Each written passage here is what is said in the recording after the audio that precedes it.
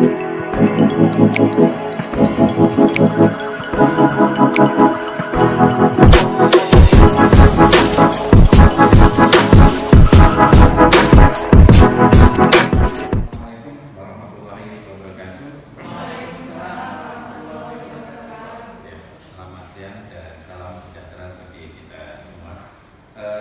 saya hormati Pak Aan Awaludin dan juga Pak Nur Muhammad selaku tim teaching mata kuliah dasar reproduksi ternak.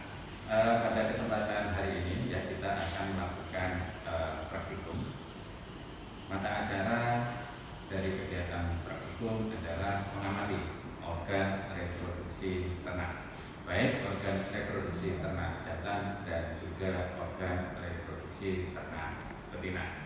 Secara spesifik nanti ya, karena kita tim di sini ada Pak Nur Muhammad dan juga Pak Aan ya.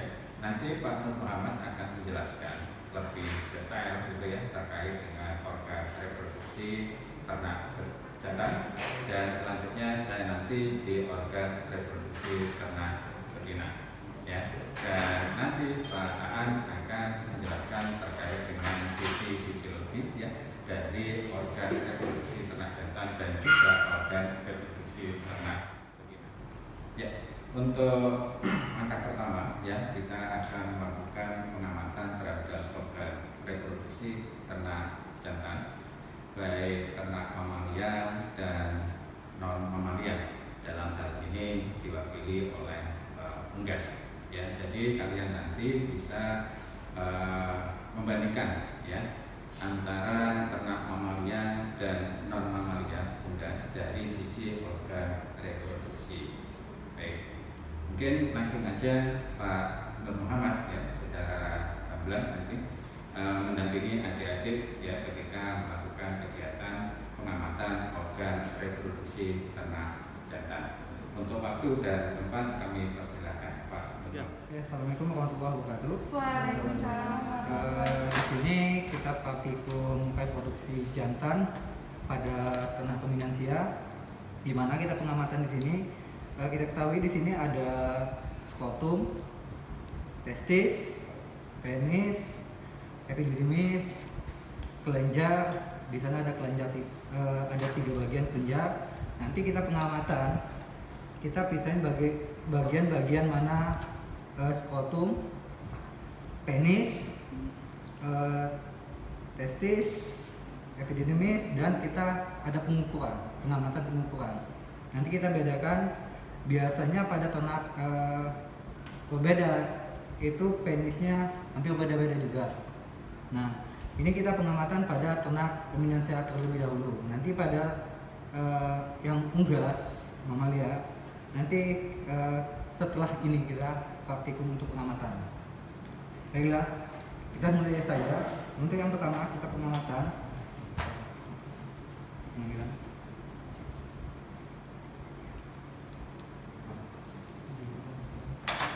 Terlebih dahulu kita buang-buang dulu bagian-bagian ini.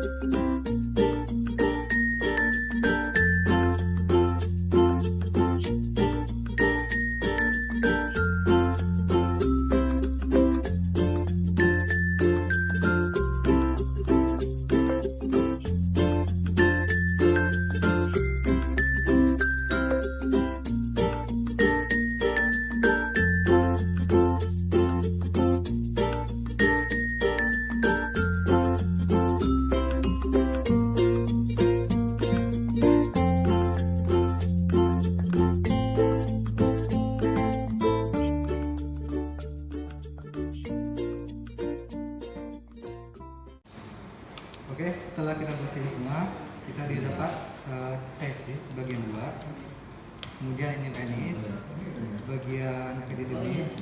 Jadi bagian organ reproduksi jantan yang kita pelajari kemarin itu ada bagian testis, skrotum, penis, kelenjar, epididymis, terus vas deferens.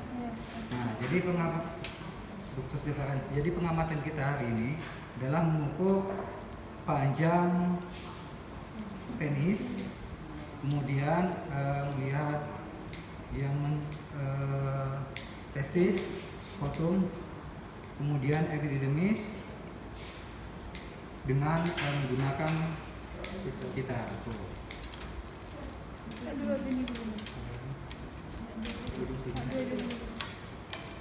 Mahasiswa aja. Iya. Jadi pertama kali kita pengukuran penis panjangnya dengan menggunakan kita ukur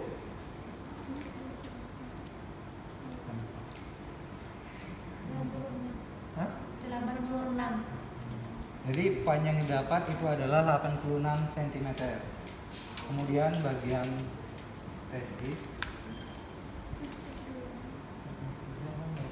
sama. Tapi kan itu Dari mana? di sini.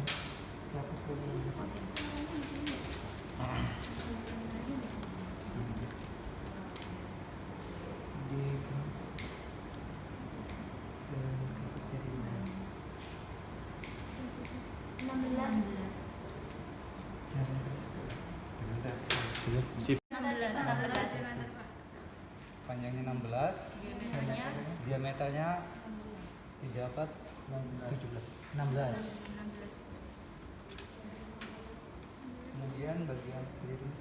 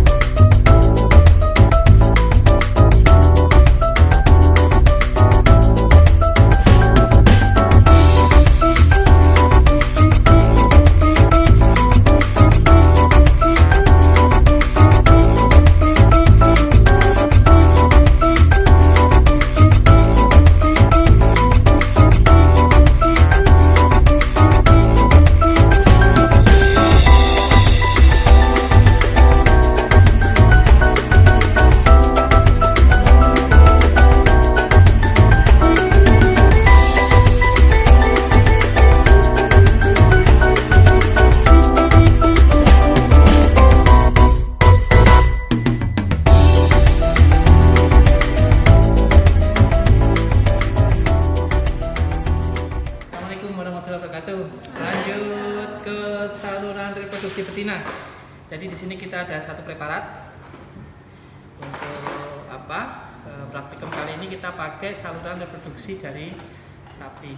Nah, terbagi menjadi dua, yaitu yang bagian luar serta bagian dalam. Kalau kita lihat dari luar, di sini ada vulva. Nah, yang paling luar mana vulvanya? Oh ini, ya, ini yang kita sebut sebagai vulva. Kemudian masuk ke dalam apa? Habis vulva? Vagina, ya kan? Nah, vagina. Setelah vagina dia ada yang keras, ada cincin-cincinnya, ada anusnya. Cervix. Ya. Kemudian setelah cervix nanti ada percabangan di sini. Ya, sini. Kemudian ada kiri kanan, cornu uterus sebelah kanan dan cornu uterus sebelah kiri.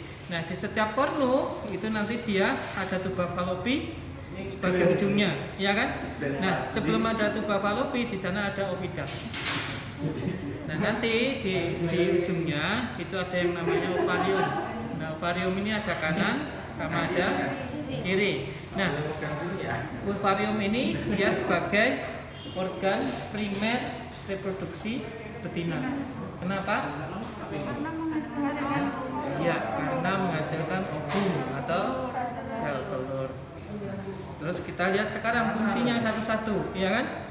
Oh sebentar, ada yang bingung ini apa? Kok ada benjolan besar di sini? Rahim itu nama lainnya apa? Uterus ini, ya kan?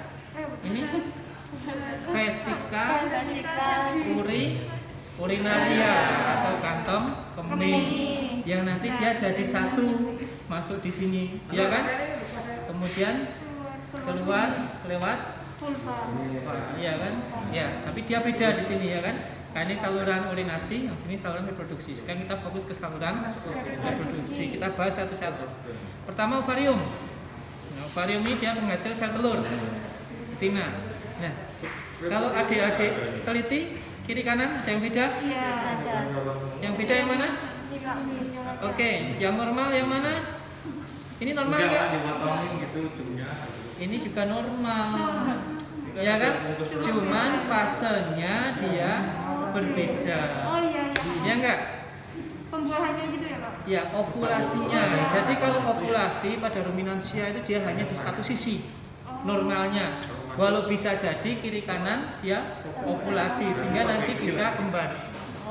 Ya kan? Tapi normalnya dia hanya satu setiap siklus birahi yaitu 21 hari. Nah, ini kalau kita lihat ada lubangnya berarti dia habis ovulasi. Terus ini membentuk yang namanya corpus luteum. Memang belum dapat ya, nanti besok tak jelaskan. Nah, corpus luteum nanti kalau dia bunting, corpus luteum ini dia akan dipertahankan. Dia akan memproduksi yang namanya hormon progesteron untuk mendepres hormon estrogen sehingga tidak ada birahi dan kebuntingan bisa terjaga. Cuman kalau sudah implantasi nanti yang penghasil progesteronnya udah bukan ini lagi, tapi dari plasenta. Nah, kalau ini kan dia baru ovulasi, kemudian dikawinkan atau di IB, tapi dia bunting. Dia tidak bunting atau gagal. Ini nanti akan hancur. Dihancurkan oleh yang namanya prostaglandin. Prostaglandin yang menghasilkan adalah dinding rahim atau dinding uterus. Terus ini kenapa kok dia folikelnya bisa banyak, bisa berkembang? Ini karena adanya faktor hormon yang disebut sebagai FSH, follicle stimulating hormone. Jadi itu yang pokok nanti kalau di reproduksi itu siklus hormonalnya. Jadi di otak kita ada yang namanya hipotalamus. Kalau sudah mulai dewasa kelamin, hipotalamus bekerja merangsang pembentukan GnRH, gonadotrophic releasing hormone. Nah, GnRH ini akan mempengaruhi pituitary anterior. Dia akan memproduksi nanti yang namanya FSH. Nah, FSH atau follicle stimulating hormone ini dia akan targetnya adalah ovarium. Hei ovarium, kamu sudah dewasa kelamin, segera folikelnya mulai untuk dia matang, kan gitu. Jadi dari folikel primer, sekunder, tersier, ya kan, terus degraf, terus dia ovulasi. Nah, di sini ketika dia mau ovulasi, dia akan ovarium menghasilkan hormon yang namanya estrogen. Nah, estrogen ini dia akan merangsang tubuh kema betina itu untuk menunjukkan gejala birahi. Gejala birahi nanti di sini di vulvanya dia menjadi apa? Merah, anget, bengkak, 3A ya. Abang abu anget. Kenapa kok abang abu anget? Karena banyak kapiler darah yang nanti di sana mengarah ke sana mensuplai, ya kan? Sehingga dia mengalami pembengkakan, kemudian anget. Tapi pembengkakan di sini bukan pembengkakan penyakit, ya kan? Kemudian dia juga mempengaruhi pengeluaran lendir, ya kan, pela-pelu istilahnya dan segala macam. Kemudian kalau sudah siap, dia mau sudah matang, sel ovumnya, sel telurnya, estrogen ini akan mempengaruhi hipotalamus. Hipotalamus dia memproduksi GnRH lagi. Dia mempengaruhi pituitary anterior. Pituitary anterior disuruh untuk memproduksi yang namanya hormon luteinizing hormon. Nah, LH ini nanti akan membantu memecahkan dari folikel degraf yang sudah masak sehingga ini pecah celuk yang kita sebut sebagai ovulasi. Ya, gitu ya. Nah, ini kan dia bebas ini. Dia keluar nih, sel telurnya dia di sini keluar, nggak kelihatan ya, pura-puranya ada. Nah, kemudian ditangkap oleh yang namanya tuba fallopi dari ujung dari oviduct, ya kan? Setelah ditangkap, dia dimasukkan ke oviduct di sana, terus kemudian ada yang namanya isthmus junction antara isthmus ya kan, bagian dari oviduct. Nah, kalau ada perkawinan, maka sperma itu akan fertilisasinya di sana, bertemu dengan sel telur, jadi zigot. Setelah zigot jadi morula, blastula, gastrula. Setelah gastrula dia mengalami implantasi. Nah, kalau pada saat implantasinya itu hari ke berapa? Belum, karena baru besok tak ajar. Ya kan? Dia sampai 1 bulan proses implantasinya itu. Nah, implantasinya dia nggak di oviduct, dia akan turun di bagian cornuuteri. Bisa kanan, bisa kiri, ya kan? Kalau oviduct ovariumnya yang melepaskan sel telur di sini, berarti dia nanti di kiri, ya kan? Nah, di sini dia implantasinya. Jadi bukan di uterusnya, bukan di korpusnya, bukan di badannya, tapi di kornunya. Gimana Pak kalau kembar? Kalau kembar identik itu dari sel telur itu, ketika dia pembelahan, zigot, morula, blastula, gastrula, dia ada pembelahan yang lebih, sehingga membentuk 2 individu yang dia sama persis atau identik. Tapi kalau kembar tapi tidak identik, dia ada 2 ovum, kanan dan kiri yang lepas dan dua-duanya terbuang. Itu ya. Nah, jadi oviduct itu fungsinya tadi yang pertama adalah tempat transport ovum, ya kan? Transport spermatozoa, kemudian tempat fertilisasi. Turun lagi dia maju ke cornuuteri. Cornuuteri itu fungsinya adalah untuk implantasi, juga untuk transport sperma. Karena sebelum ke oviduct dia kan lewat kornu. Kemudian kalau korpus dia sebagai tempat transport sperma, juga nanti untuk dia transport kelahiran, jalannya fetus. Kemudian setelah itu di sini ada yang namanya serviks. Serviks dia agak keras seperti selang, ada cincin-cincinnya yang namanya anulus, ya, anulus cervicalis. Nanti kalau QB itu dimasukkan ke situ sampai dia tembus ke cincin 4, ya kan, C4 sebenarnya. Hati-hati kalau melewati C4, jangan pernah sampai ujungnya menyentuh dinding uterus, karena kalau tersentuh dinding uterus itu akan keluar yang namanya hormon prostaglandin. Itu hormon untuk menggugurkan. Jadi kalau bunting apapun, kalau disuntik prostaglandin dia akan bunting. Kalau dari tubuh itu dia terekspo untuk memproduksi prostaglandin, maka dia akan abortus. Setelah serviks, kemudian ada yang namanya vagina. Nah, setelah vagina, dia itu berlipat-lipat. Jadi tidak lurus ya, dia berlipat-lipat segala macam. Makanya ketika dimasukkan gannya kadang, kok mentok. Nah, itu harus kita arahkan. Kemudian yang terakhir adalah vulva. Vulva itu bagian luar dari saluran reproduksi. Nah, vulva itu ada 2 labia atau 2 bibir, labia mayor dan labia minor. Ini yang mayor, ini yang minor di sini.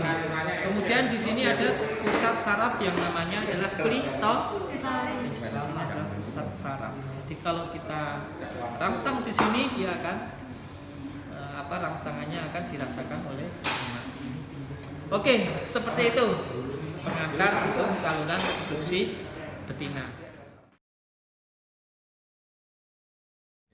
Baik, kita mulai. Assalamualaikum warahmatullahi wabarakatuh. Ya, selamat siang dan salam sejahtera bagi kita semua. Untuk praktikum hari ini ya, kita coba melakukan proses penampungan, ya, penampungan semen dengan menggunakan vagina buatan. Kebetulan yang akan kita tampung merupakan semen dari domba. Ya. Adapun hal yang perlu diperhatikan nanti ketika kalian ya, yang pertama adalah ya peralatan ya harus betul-betul ya disiapkan. Ya, BB ya, mungkin sudah tahu ya BB ya, vagina buatan. Ya, dari bentuk memang beda, tetapi memiliki fungsi yang sama dengan VA ya, vagina asli ya. Jadi fungsinya sama. Oke. Secara teknis nanti ya akan dijelaskan oleh Mas Angga terkait dengan komponen-komponen ya BB ya, mana itu inner linernya, outer linernya, kemudian tabung penampung dan lain sebagainya. Ya, mungkin Mas Angga bisa ya langsung ya menjelaskan terkait dengan bagian-bagian dari BB. Ya, silakan Mas Angga. Oke, assalamualaikum warahmatullahi wabarakatuh. Selamat siang. Kali ini kita langsung kenalan pada alat yang biasa kita pakai untuk melakukan penampungan semen domba. Kalau untuk sapi lebih gede lagi, tadi yang sudah dijelaskan sekilas ada yang namanya inner sama outer. Innernya yang keras ini. Outer yang inner yang warna karet, outer yang di luar, dia fungsinya nanti kita masukkan air hangat, fungsinya buat menyamakan suhu vagina buatan dengan vagina asli. Terus sebelum kita isi dengan air hangat, nanti kita isi udara ya, sehingga nanti di sini kan kencang seperti vagina aslinya. Terus yang selanjutnya ada yang namanya tabung koleksi. Nanti di sini fungsinya untuk menampung hasil ejakulasi dari ternak yang akan ditampung semennya. Jadi kenapa ditutup dengan alas atau cover gelap, kan untuk mencegah supaya spermatozoa tidak mati pas kena panas seperti itu. Nah, di sebelah kanan ada vaselin, fungsinya buat meremaskan permukaan yang kita samakan vagina buatan pada ternak. Seperti itu fungsinya, agar nanti proses penetrasi si penis ke alat vagina buatan ini tidak terjadi kayak benturan seperti itu gitu. Kamu posisinya jangan gitu ya, dijepit aja Pak. Dijepit, Pak. Ya. Langsung ditunggangi dulu. Dijepit aja bisa. Walah, aku Nah, nanya. jangan menghadap Kebalik, ke sana, kebalik, malah kebalik. kena kamu nanti. Menghadapnya Bingung sana. ya? Lah. Boy. Tarik boy. Tarik ininya. Kamu nariknya talinya, jangan kok kamu ikut ke segini. Kan anu Pak. Iya, tarik gitu Ya, Pak. Tarik lagi. Ya sudah wes. Nah, ketiga kalinya wes, tar lagi. Dibikin benar-benar ke puncak dia. Ya, enggak, Mas ya. Deh, jangan kayak kendor, saya agak kendor talinya. Kamu agak ke depan, cek kotak kok, ke depan lah. Nah, ini dia. Ayo. Datang ini. Masuk Mas. Ya, baik. Kita lanjut ke evaluasi atau penilaian ya, kualitas dan juga kuantitas semen dari hasil penampungan yang tadi kita lakukan. Ya, jadi untuk evaluasi yang perlu adik-adik ketahui itu ada dua teknik ya, ada makrus dan juga ada mikrus. Kalau makroskopis ya, kita melakukan penilaian tanpa ada alat bantu ya. Jadi kita melihat ya warna, kemudian volume, kemudian konsistensi atau kekentalan ya, kemudian pH ya, itu bisa kita lakukan tanpa menggunakan bantuan alat berupa mikroskop. Selanjutnya yang kedua ya, itu mikroskopis. Artinya apa? Artinya ketika kita melakukan evaluasi atau penilaian terhadap kualitas ataupun kuantitas semen ya dari domba tadi ya, harus menggunakan alat bantu berupa mikroskop. Ya, apa saja yang kita amati, kita evaluasi dari penilaian secara mikroskopis. Yang pertama ya, kita lihat motilitas. Ya, motilitas itu pergerakan. Ya, motilitas ada dua, ada motilitas massa dan ada motilitas individu. Ya, jadi motilitas kita lihat pergerakan dari spermatozoa baik ya bersama-sama ya, itu motilitas massa.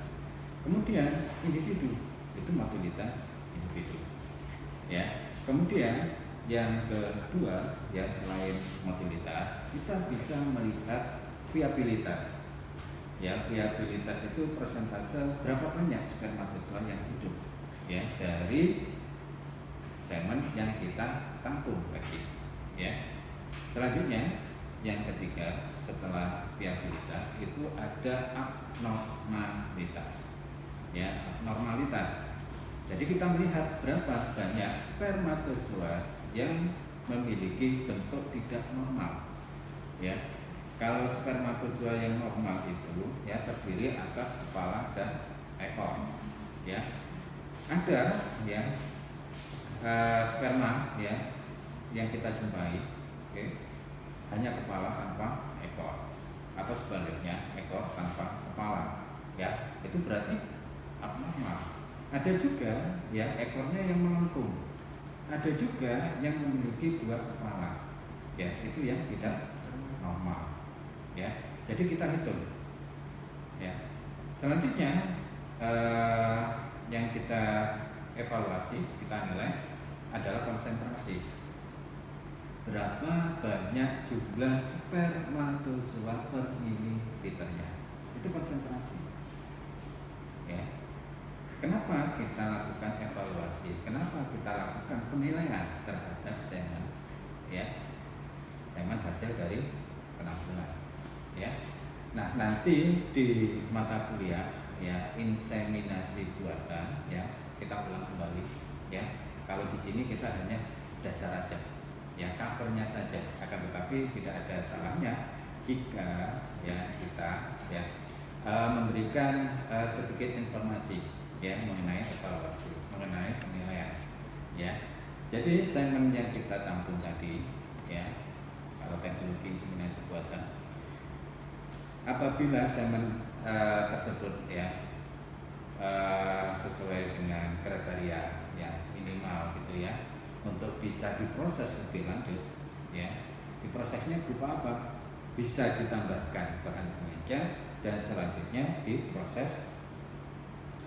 Proses apa? Kalau ada yang tahu, pembekuan, ya, cryopreservation, ya, dibekukan, ya, disimpan dalam N2 cair atau nitrogen cair yang memiliki suhu minus 196 derajat Celcius, ya, disimpan dalam bentuk beku, ya. Jadi sperma ini bisa disimpan dalam bentuk beku, ya. Jadi sperma ini bisa bertahan ya kualitasnya ya hingga ya masih belum ada penelitian secara jelas ya sampai kapan. Artinya ya sepanjang tahun ya sampai berapa ya puluhan tahun atau mungkin ratusan tahun itu masih bisa kita gunakan, ya. Oke, jadi itu salah satu fungsi ya kita melakukan evaluasi, kita melakukan penilaian. Ya, apakah semen tersebut diproses lebih lanjut atau tidak? Ya, oke, dari penilaian. Ya, mungkin itu ya. Selanjutnya untuk proses ya kita evaluasi, kita lakukan penilaian ya yang secara mikroskopis. Kita ada alat ya. Nanti mungkin ya adik-adik bisa secara langsung gitu ya melihat ya di mikroskop ya. Jadi prosesnya semen tadi ya jika kita ingin mengamati ya mobilitas secara massal ya. Oke, semen yang kita hasilkan tadi ya diteteskan dalam objek gelas ya, satu tetes itu aja ya, kemudian diamati di bawah mikroskop dengan pembesaran berapa kalau ada yang tahu? Ya, berapa? Ada yang tahu? Pembesaran 100, 400, 1000. Ya, oke. Jadi di bawah mikroskop ya dengan ukuran ya pembesaran objek gelasnya 10, kemudian lensa okuler ya itu 10 ya, berarti berapa?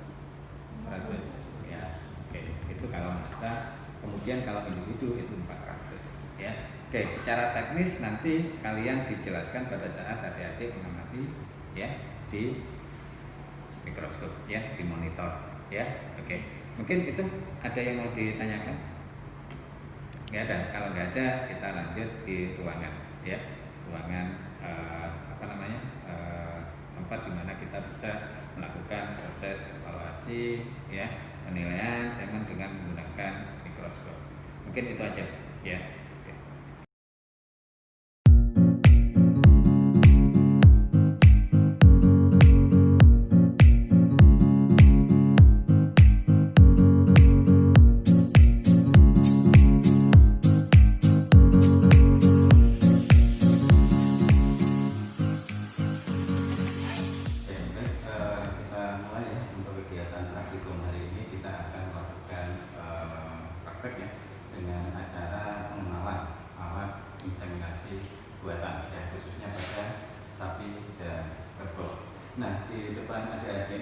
ada beberapa ya peralatan yang nantinya akan kita gunakan dalam proses inseminasi buatan. Mungkin saya awali dari alat yang ada di sebelah kanan saya dulu ya.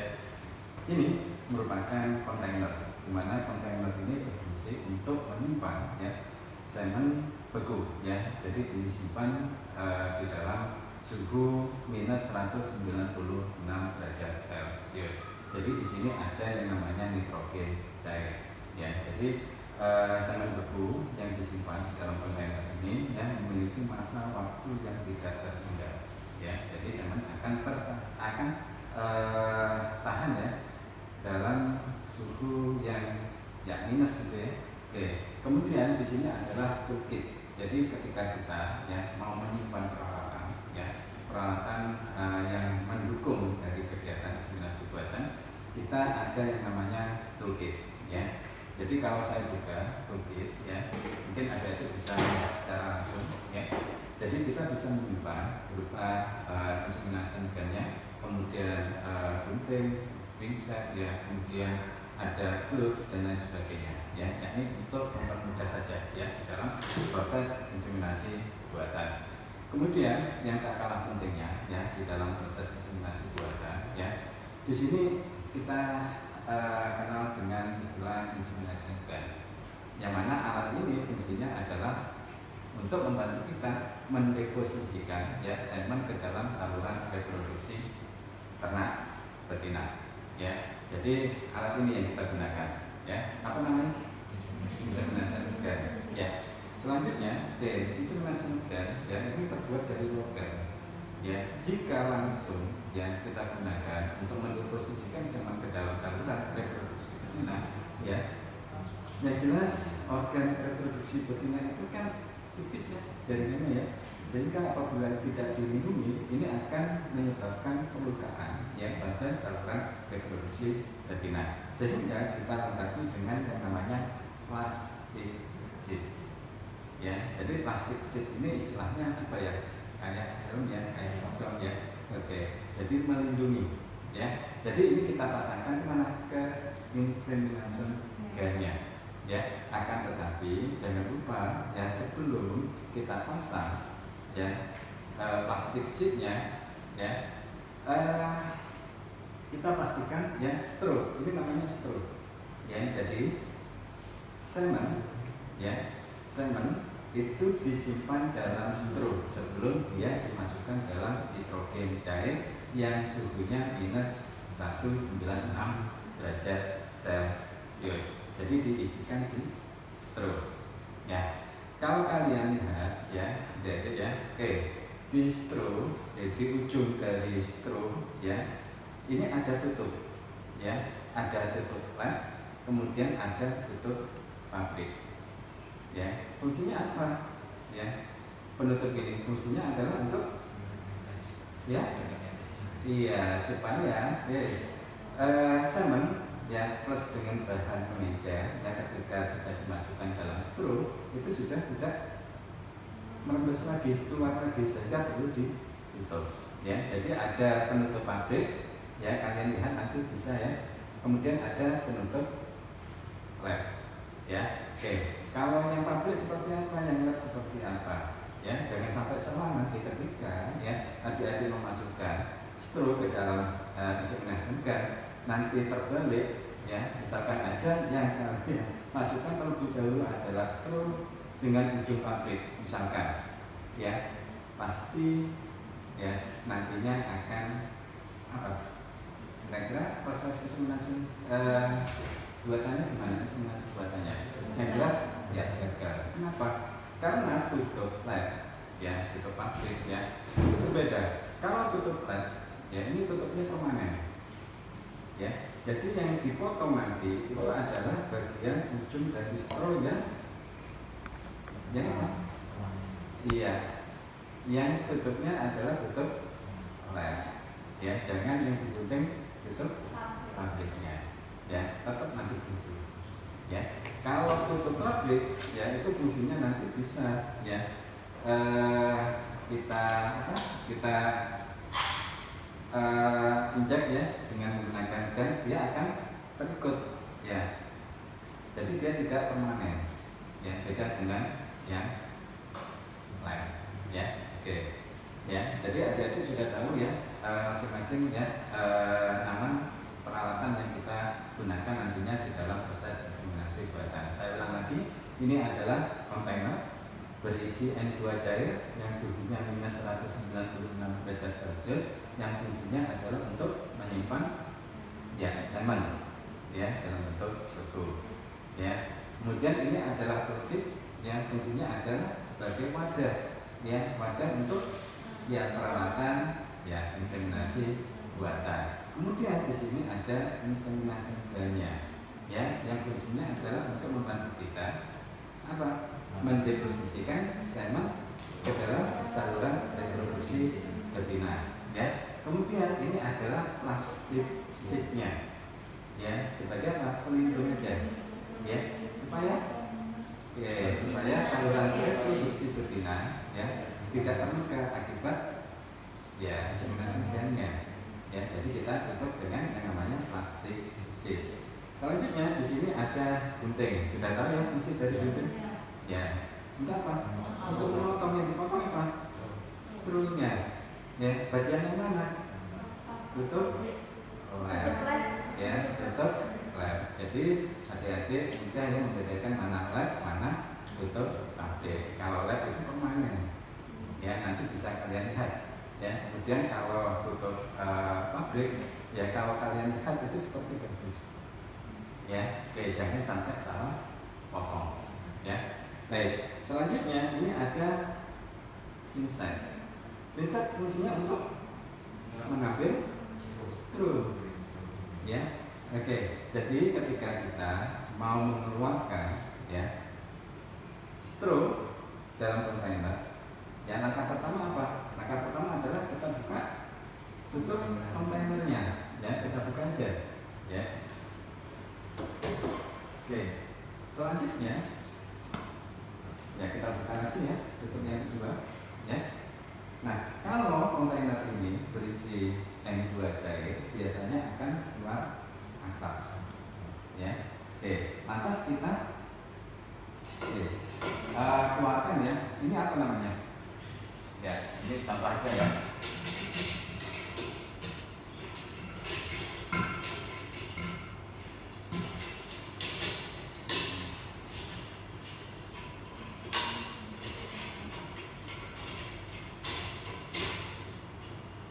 Ya, sebetulnya nggak boleh keluar ya, tapi nggak apa-apa lah, ya. Sebagai contoh aja, ya. Maksudnya keluar kalau ada yang dua cairnya, ya. Oke. Ya, ini merupakan bagian dari kontainer. Ya, oke, namanya apa? Kanister atau goblet? Ya, kanister ya. Ya, oke. Selanjutnya, ya, di dalam kanister itu ada goblet. Nah, goblet ini yang berisi stru.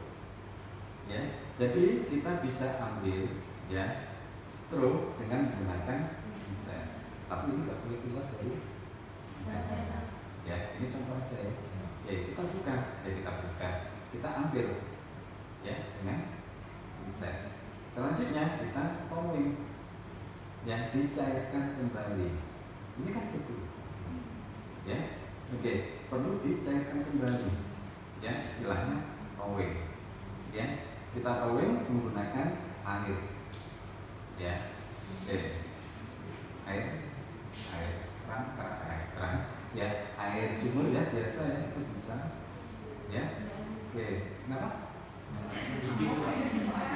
Air hangat bisa asalkan jangan air panas, ya. Takutnya apa? Takutnya kalau panas, ya, ya bisa aja nanti malah merusak ya kualitas ya dari sperma, ya. Anget-anget beku aja, ya.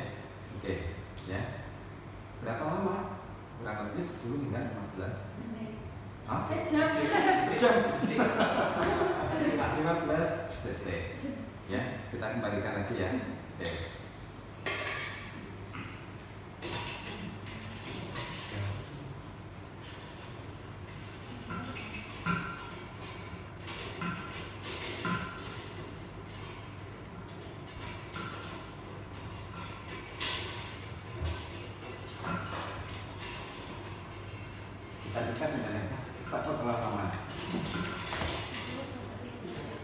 Ya. Ya. Oke. Kita kembali lagi ya.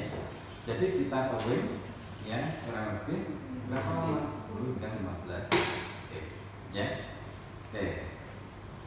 Fungsi tawin apa? Iya. Ya, jadi perlu dicairkan kembali dari beku ya. Karena kalau beku kita paksakan gimana? Nggak bisa. Ya. Artinya harus kita cairkan kembali. Ya. Baik, sebelum saya lanjutkan mungkin ada yang mau ditanyakan.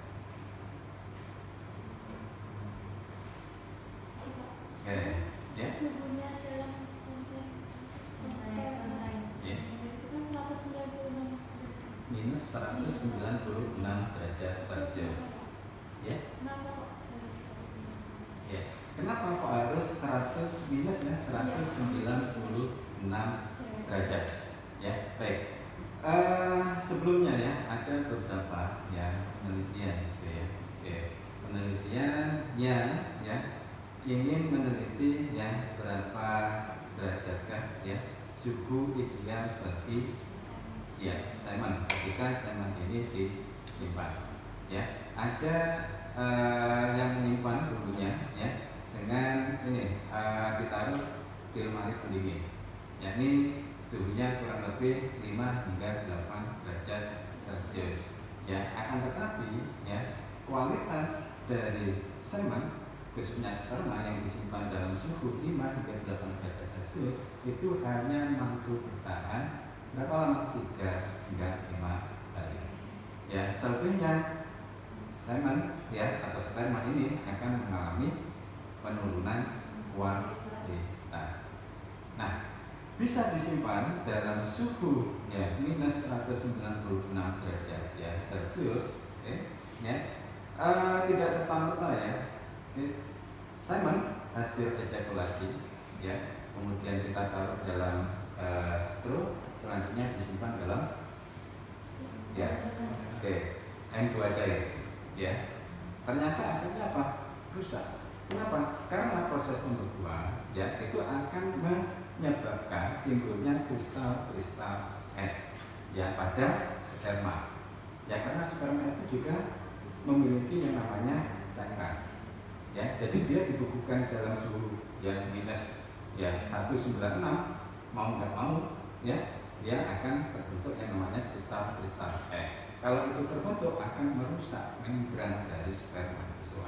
Sehingga ya ada bahan yang ditambahkan ke dalam semen. Apa itu? Gliserol. Ya, jadi gliserol tersebut ya mampu mengurangi efek negatif dari proses pembekuan.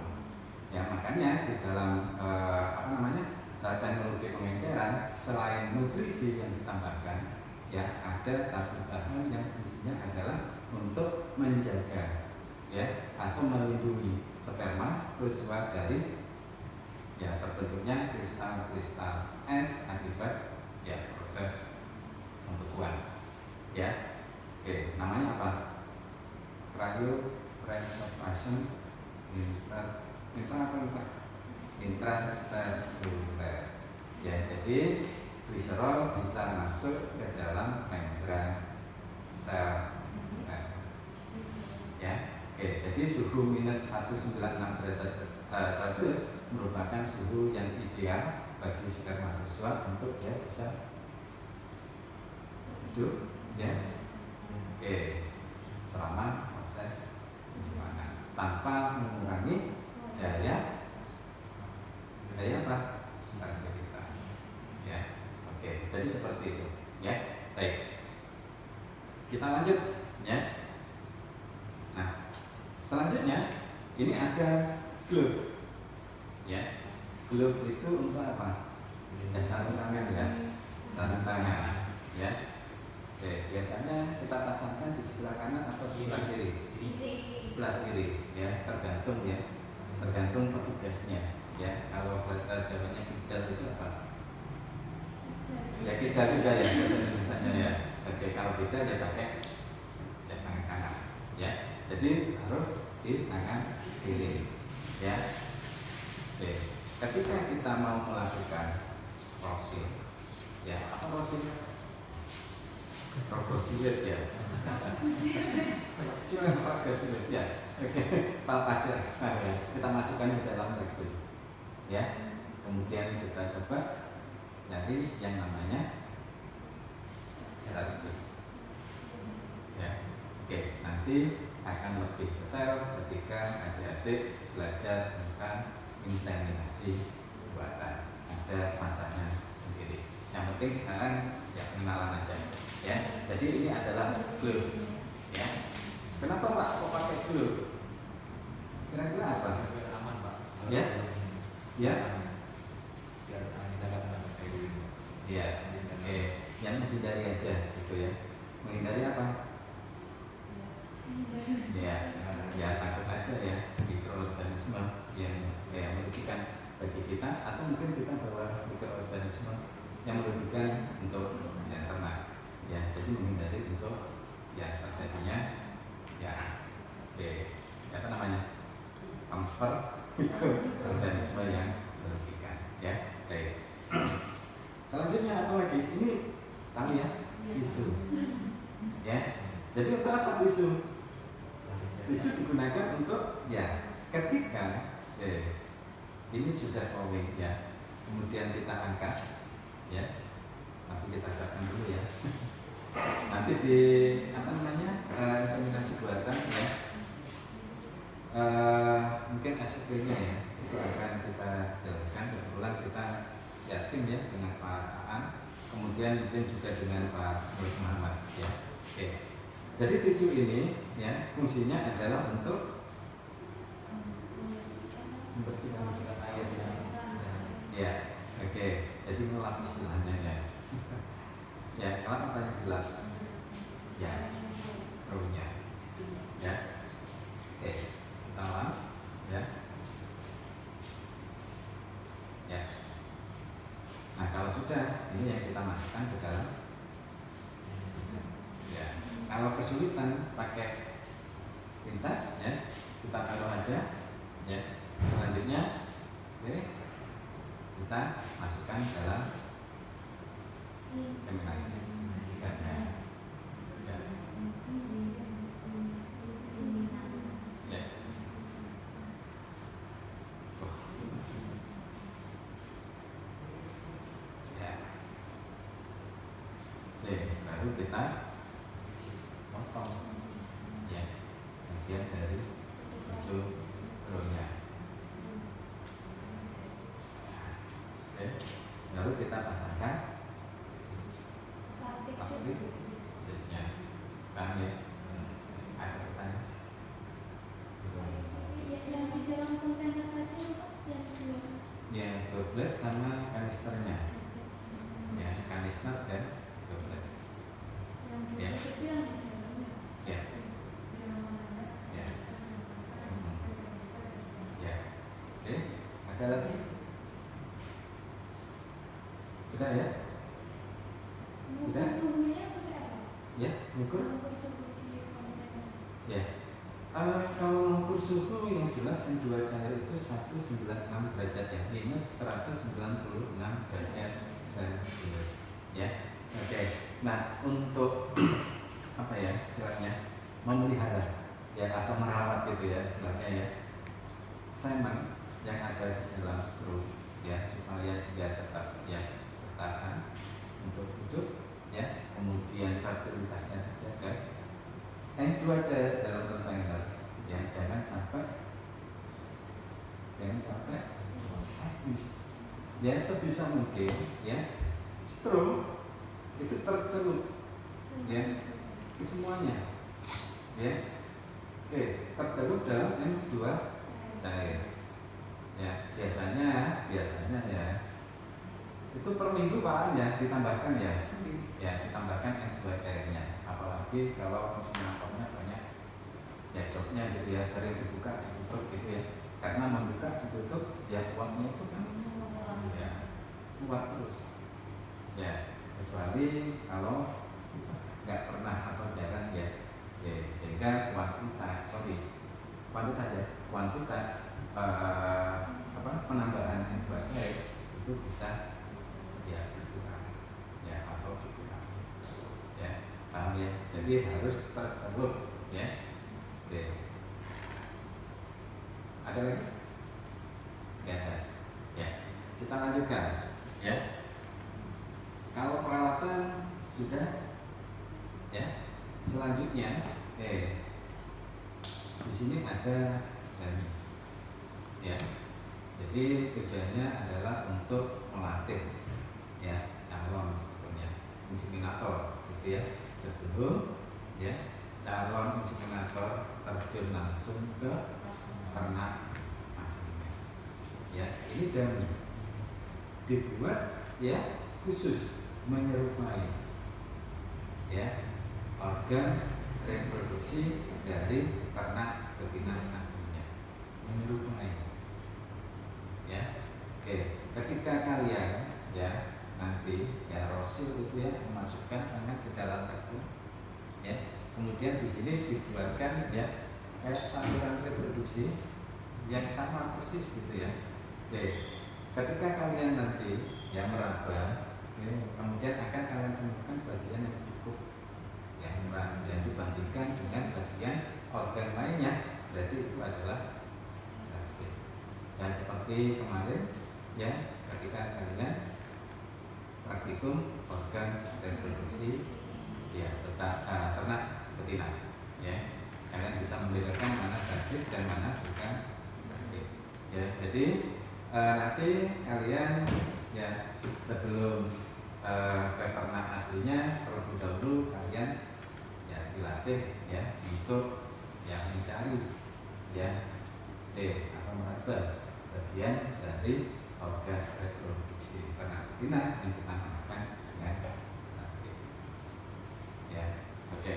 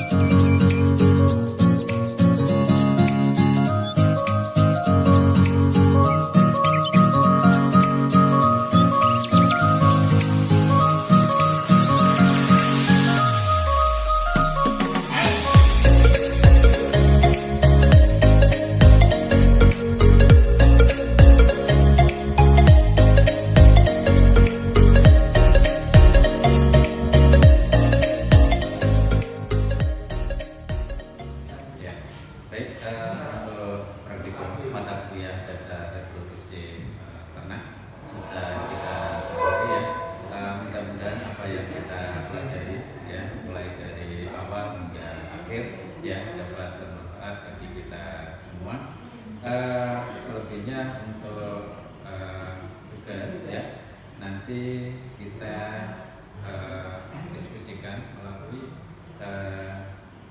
Zoom meeting aja ya. Baik, ada yang mau disampaikan sebelum saya tutup?